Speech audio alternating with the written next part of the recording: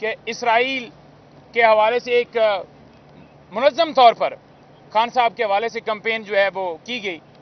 خان صاحب سے سوال کیا گیا اور خان صاحب نے اس سے پہلے ہی، کیونکہ خان صاحب تک سارا بیان جا چکا تھا، انہوں نے کہا کہ یہ اتنے بونے ہیں، اتنے نائل ہیں، اتنے ان پڑھ ہیں کہ انہیں پتہ ہی نہیں ہے کہ وہ وہاں پر کالم کے اندر، اخبار کے اندر لکھا کیا ہے.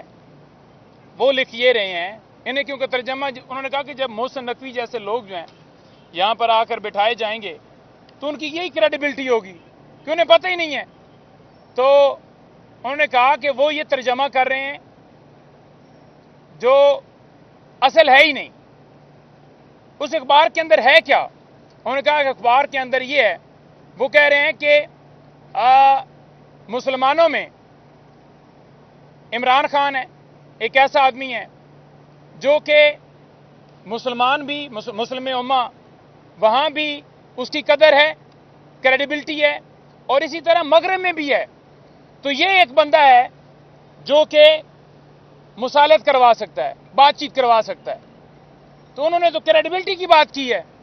اور سیکنڈ بات یہ ہے کہ خان صاحب نے واضح موقف رکھا کہ جہاں پر کریڈیبلٹی کا انہوں نے غلط مفہوم بیان کیا، میرا موقف وہی ہے. قائد اعظم محمد علی جناح نے کہا تھا کہ ہم اسرائیل کو ریاست نہیں مانتے، تو ہمارا موقف وہی ہے، اور میں ہمیشہ میرا موقف یہی رہا ہے.